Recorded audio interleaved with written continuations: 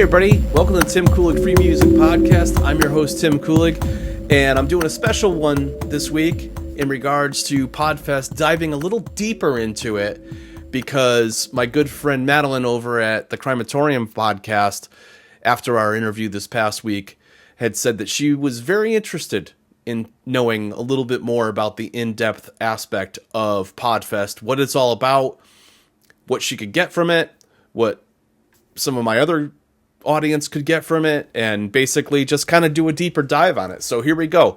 Probably be about 20-25 minutes for this, but I'll try to touch on as much as I can as possible here for you and give you kind of a deeper dive on the whole thing. So origins. I was going to Creator Fest in Orlando last August when I ran into Chris Kremitzos, the founder of PodFest, and he encouraged me to come in January. He knew that I had a podcast that was an advertising extension of what I do here, you know, the royalty-free music that I produce and everything, and encouraged me for a number of reasons: the networking ability to getting the music into other people's hands, and also the simple fact that I wanted to do this podcast going forward this year with tools and technology that are going to make it easier and also a lot less painful in regards to the post-production and everything else. So one thing that was encouraging when I talked to him back in August was there's a lot of new technology out there that makes this really, really easy. I wouldn't say easy, but it makes it easier to produce a high-quality show on the regular without having to dive in and get too crazy with the minutia of post-production and editing and everything else. So that said, let's just dive into it. I'll talk to you about the schedule and how it evolved, how I got involved with it, and everything else. So I ended up coming in on Wednesday. I wanted to get the early registration, get situated in the hotel room so that I could spend Thursday, Friday, Saturday, and potentially Sunday as the goodbye day, which was basically just a short morning before everybody checked out of the hotel, to, you know, basically get situated and make sure I'm in there before the big throngs and crowds show up. So I opted for the Creator Pass, and that allotted me this ability. It gave me the ability to come in early and do an early registration on Wednesday. So that's what I did. I came in, I did the registration here between 5 and 7:30, and it was painless. You know, it was literally, I was at that counter for 15 minutes at most. And immediately following my registration, I went to a special pre-opening session about how to get the best out of your experience at PodFest. Now, understanding that with the Wednesday, this was like a 5-day event. So there's a lot going on. You can't possibly hit everything. And, you know, I was already feeling overwhelmed walking into it. But I knew that there was some sessions that would give me an idea of how to navigate things and you know, kickoffs and everything else. So I attended that. It was a good 1,000-foot understanding on what was coming up. There's an unofficial meet and greet. People were kind of milling about and exchanging information and stuff, and I partook a little bit in that. There was also an ambassador's private party, which I'm assuming has to do with Chris and some of the founding members of PodFest and them probably just getting together and doing kind of a kickoff party before the whole thing kicks off. So obviously I wasn't a part of that. So kind of took it easy Wednesday night and got an idea of the landscape, got myself familiarized with the location and where the various rooms were and everything so I could hit the ground running on Thursday. So Thursday morning, super early registration for people that either were late arrivals or if they were coming in on Thursday as opposed to early like I did on Wednesday. And then the education track started right away. And there was 4 or 5 different ones. There was like a wild card, author track. There's also, on that first day, Thursday, it had a limited education track because it wasn't the main day. The main 2 days were Friday and Saturday. So it had this, there were a couple things here I wasn't even able to attend. I did the business track and the wild card because I wasn't coming to the event as an author. And the the Pecha Kucha talks, I'm not even sure what that was. I think it's a specific brand that was promoting something. But again, I can't speak to the whole event because some of the things I didn't attend, so I don't want to speculate. But I can only say that, it's something that was very specialized for a different subset of the attendees. And then the expo actually opened up that day, and that had a ton of really good vendors in it. I think, is the vendors on the main page here? Let's see. That's the schedule, probably on the home page. So I'm going to jump off this for a second and show you the main page, if it'll load. Okay, here we go. And let's see. The venue is there. Let's see. Yeah, so sponsors there. Big guys, the ones you would think of, Shure Mics, Adobe Podcast, some publishing stuff here, some other streaming platforms and whatnot. So they were all representative in the actual expo, and they had representatives there to tell you what the features were of the various stuff, and what they could offer you and everything else. Typical expo. A lot of decent people in there. A lot of people you could connect with and get those discovery calls and understand how to use it and get like the 14-day trial periods, that kind of thing. So in a lot of cases, people coming to this already had an established relationship with some kind of platform that helps them publish what they do. However, there's a number of first-time event attendees. So for those folks, honestly, any one of those vendors would be ideal because now, they've not even done word one for a podcast yet. So they're looking to set up their stuff from the ground zero and everything else. So great to have that stuff there for people that are starting from scratch. And just a 1,000-foot overview of this whole thing so far. Incredibly welcoming environment. And I say that with honest and 100% sincerity. You can go to these things sometimes, depending upon what the discipline is that you're going to learn more about. And some people can attend it or be presenters or a combination of both that have an air of seniority and superiority and stuff. And sometimes you feel like some of your questions are too routine or too simple for the event, and you kind of get this feeling of not belonging, or this feeling of hesitation about asking and probing and whatnot. None of those feelings or none of that positioning existed at PodFest. There's no question you could ask that was too routine or mundane that wouldn't be answered, because people are literally looking to micro understand the various minutia associated with making this successful. So, and just the podcaster environment in general and the community in general seems to be highly supportive, because it is a very collaborative environment. People need guests. People need subject matter to talk about. People need to promote one another and lift each other up. And I think it's just par for the course with this industry. And I applaud Chris and his team, and by extension, all the attendees and the speakers in kind at this event. It was really, really supportive and really, really fun. So just bear that in mind, overarching everything I talk about here. They also had an influencer meet and greet. It was running a little late. I was sitting there waiting to go in, and I would have had access to it and be able to go in, but I hadn't eaten.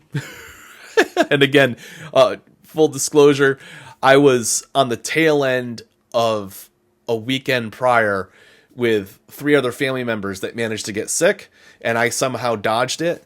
I still had a little bit of a stuffy head and was trying to keep my head clear. So a lot of my experience with this first round at PodFest was tentative at best, because I didn't want to overdo it. I didn't want to fatigue myself. I really didn't want to come down with something, but I also wanted to engage as much as possible. So I opted not to go to that, but it was a it was free with my creator pass to get in there. First come, first serve. They were running a little late, and I just decided, I'll try it the next one, and no big deal for me. So that pretty much ended my Thursday. Friday is when the whole main track, Friday, Saturday of the education process kicks off. Like full on, all attendees are able to attend those 2 days, no matter what level. So that's like really like those 2 days are the core of the event. And, they had a kickoff welcoming and then they basically did some keynotes and then boom, expo hall's open and all the education tracks are open. I focused on a number of them. I didn't really go beginner because let's be honest, I've been doing this for a year and a half. Not always the greatest, but I've been learning along the way. So I know enough to be able to capture this, to do the editing on my own, to publish it on my own. So a lot of that was like 101 classwork stuff, like how to even start, what to get, your basic equipment, blah, blah, blah. The audience growth track was great. Monetization was great. The video podcasting was great. I went into Wildcard because there were a couple of unique like 30, 45 minute display, like expos in there, not expos. There were speakers in there that talked about a specific kind of like surgical aspect of podcasting that resonated with me. And again, all this was in the app, but now, it's post event. So a lot of that stuff is just not available anymore. But during the event, you could actually scroll through and be like, okay, what's in the beginner track between 10 and 4:45 today? And you'd look through there and then you'd select what you want from the app. And the app, by the way, was named Huva, and really cool because you're like basically walking around either on an iPad or with your phone and deciding what your schedule is for the day based on everything that's in there. And you could do it in advance too, because by Wednesday night, Thursday, that all that stuff was in there. And I think they may have shifted some things around during the event, but for the most part, that was already populated. So when you got to the event, you were able to put in what you needed to, and you could put it to a calendar in your phone, and it would even tell you in the app if you're double booking a session or whatever, which is great because I'm like, oh, this looks good. Oh, this looks good. Oh, shoot, that's a conflict. Well, which one do I want to go more importantly? And which one am I going to deal with as part of the replay that I could get into in a little bit. But Friday was great. I was able to get into a bunch of those different tracks and learn about a bunch of different things. Again, I didn't stay with one track all day. You very well could have. And there was enough content to stay in any one of those tracks and just do that, which is ultimately why I ended up prepaying for my access next year under Creator Pass. And by doing that in advance, you get a discount, and you also get the replays once the videos are available, because most of the sessions got filmed, which is fantastic. But again, it's just after the event. I don't think they anticipated having those replays available until probably sometime at the end of February. So there's some post associated with getting those up online and hosting them somewhere. But it'll be great because there's some of the sessions I wasn't able to make, and being able to go back in time and watch some of those, or even watch the ones that I liked and remind myself some of the great information that was there, and execute on that information if I didn't capture it properly with note taking, because it is a rapid fire. I mean, one thing you got to remember about these expos and these events is it's a lot of information and it can get overwhelming. So you have to pace yourself. A lot of people go into these things thinking, oh, I got to maximize everything I'm doing here. I'm spending this money. I'm going to be in this hotel. I'm spending, hundreds, if not, a couple $1,000s to come to this thing. I got to get everything I can get out of it. Well, my advice at any level, if it's a multi-day event and they have the option of you going back and actually paying a few extra bucks to get the videos that are available of the entire event after the fact, do it. It's worth every penny.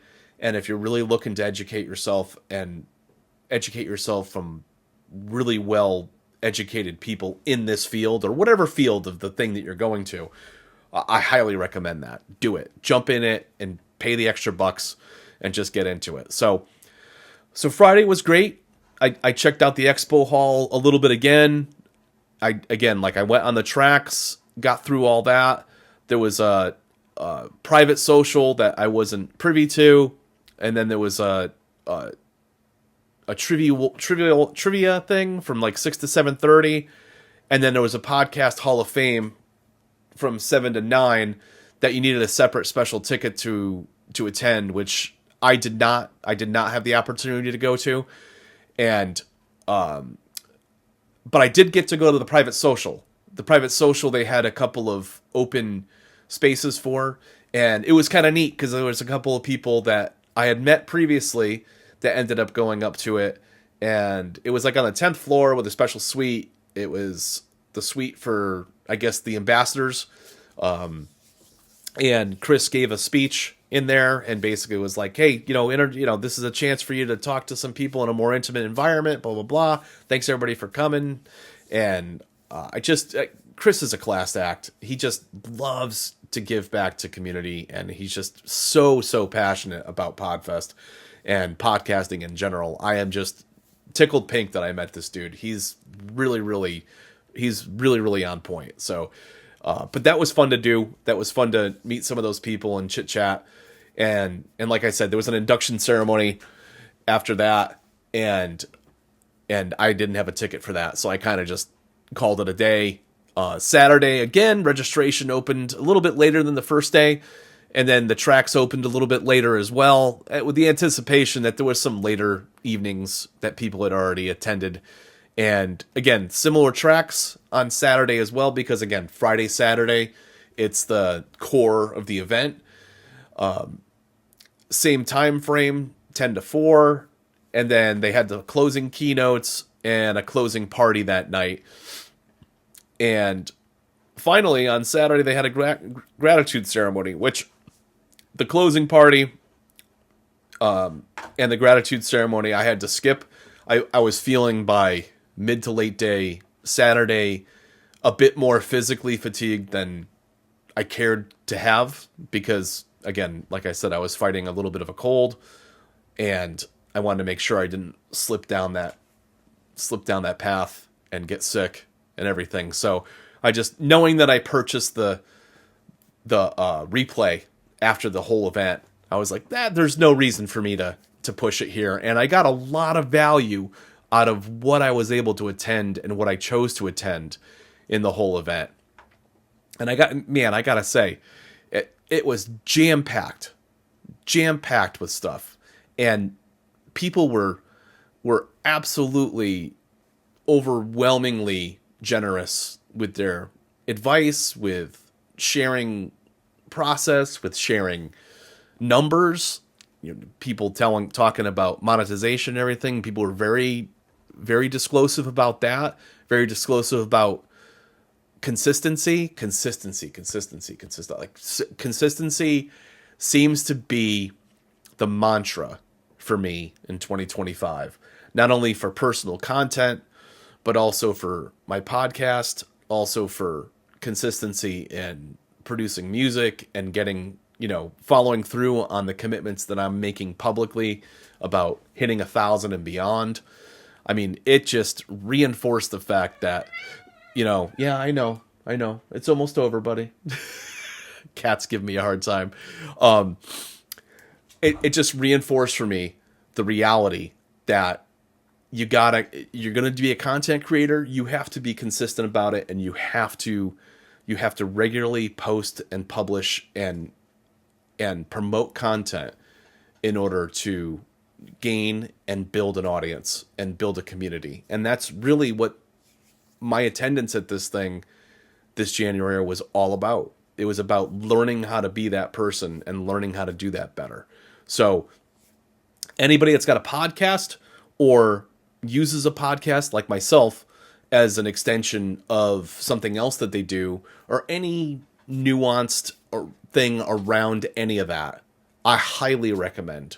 Even if you go to a fraction of this event at a lesser amount, it's well worth every penny, because the value you get out of it is well exceeds the price tag of attendance at this thing.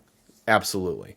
In addition to that, I just wanted to add that the hotel, if you booked it far enough advance, they had special discount codes for the hotel. Hotel was actually just outside of SeaWorld. You could literally, from my window, I could literally see SeaWorld and the entire park.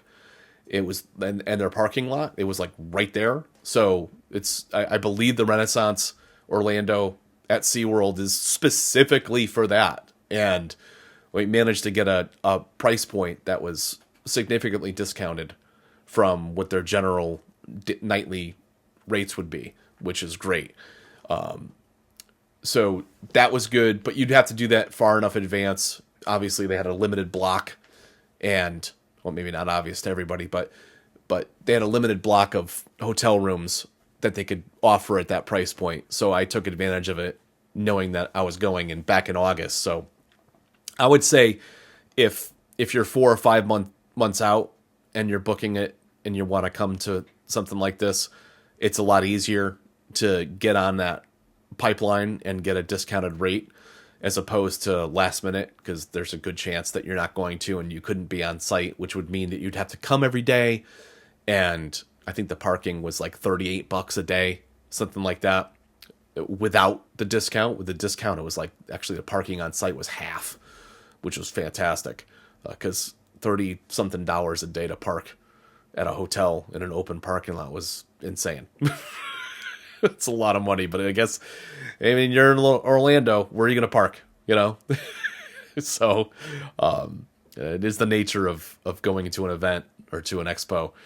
You kind of at the mercy of the venue and what their price points are. So kudos to Chris for negotiating a discounted rate for everybody that took the time to do this in advance and everything. But yeah, I mean, that's basically it. I can't speak highly enough about this event. It was really fun and I learned a lot. I still have a ton of notes I've got to get back through. I've got a cool little book that I had brought with me and jotted down a bunch of stuff in and have been executing on that as much as I can. But I had to just sit for a few days and just let the information suck in, because it was pretty intense. It was pretty intense, and it was intense, but absolutely worth every amount of time that I had. So thanks for checking it out.